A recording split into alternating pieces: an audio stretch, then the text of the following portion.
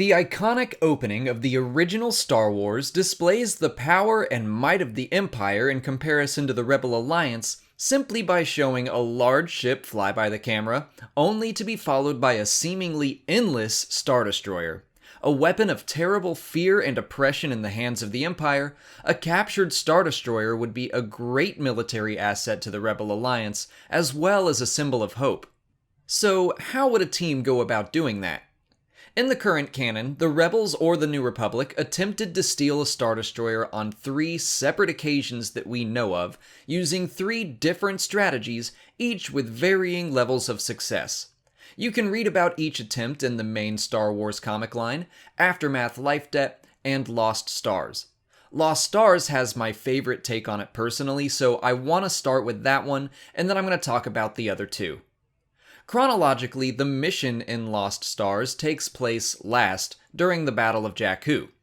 Although the Rebellion, or technically the New Republic at that point, was winning the war, they needed more vessels and they needed them faster than they could be built. So strategies were developed to capture Imperial ships. The plan developed to steal a Star Destroyer would make use of the Imperial defectors that had working knowledge of the capital ships. They would lead boarding parties that would attempt to secure and lock down specific systems of the ship. Theoretically, if they could control one auxiliary bridge, the engine room, and the weapons systems, they could paralyze a Star Destroyer in space.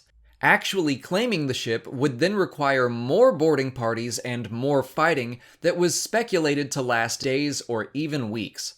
Above the planet Jakku, the New Republic targeted the Star Destroyer Inflictor for boarding. It was chosen for the damage it had already taken to its engines during the battle.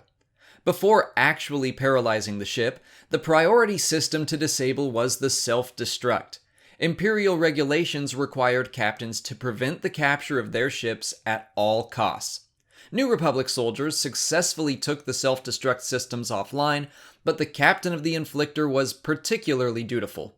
After ordering all hands to abandon ship, she set it on a crash course for Jakku, where it would remain for the next 30 years. So I know this was a failed mission, but it's my favorite strategy of the bunch. It's more grounded than the other 2 I'm about to cover.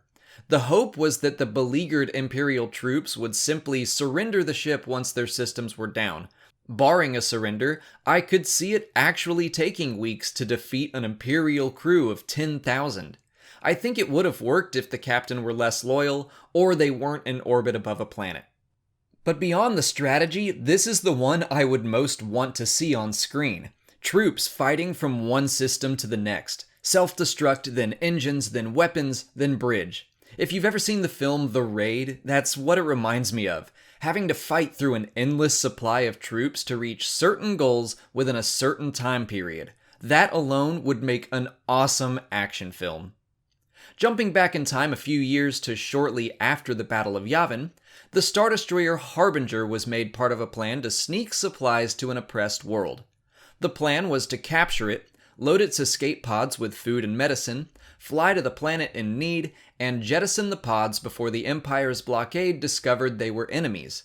Of course, this entire plan hinged on the ability to ambush and overtake a Star Destroyer. Han and Leia began the attack by using proton bombs to blow an opening in the hull near the engine reactor. Wedge then attempted to fire proton torpedoes into the opening to overload it. When that failed, Luke had to go showing off by actually flying into the opening to make his shot directly into the reactor, causing a chain reaction that would destroy the ship. I know that sounds counterintuitive to their goals, but with destruction imminent, the Imperials abandoned ship. With significantly less opposition, the rebels were able to board the Harbinger, jettison the reactor before it exploded, and escape into hyperspace. Running on the secondary reactor meant that operations were very limited, but the ship was theirs, and their mercy mission was ultimately a success. For the most part, I like this plan too. I think it's a creative way to reduce the Imperial forces on the ship, but the way it played out in the comic was very ambiguous. For example, Luke flies into the reactor core only to suddenly appear later in an engine room with little explanation. Also, ejecting the primary reactor and the secondary reactor lasting just long enough for them to jump to hyperspace is a little convenient. But let's move on to Aftermath Life Debt and strategy number 3. After the Battle of Endor, Han resigned his military position to help Chewbacca liberate his home planet, Kashyyyk. When it became clear the Empire would lose the planet, 3 Star Destroyers began an orbital bombardment. Han developed a plan to board and steal one of them, attack the other 2, and save Kashyyyk. This time around, the plan was much simpler and more Han's style.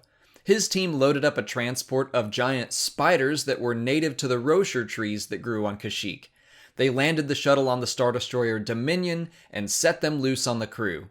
After the Battle of Endor, the Empire was spread thin, and this ship in particular was severely undercrewed, numbering somewhere in the hundreds instead of the thousands. So the distraction was enough to get Han to the bridge, but it was always a desperate plan, and the rebels were captured.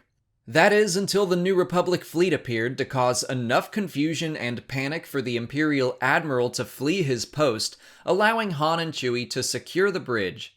Together with Admiral Akbar's ship, Home 1, they destroyed the Star Destroyer Vitiator and received a surrender from the Star Destroyer Neutralizer.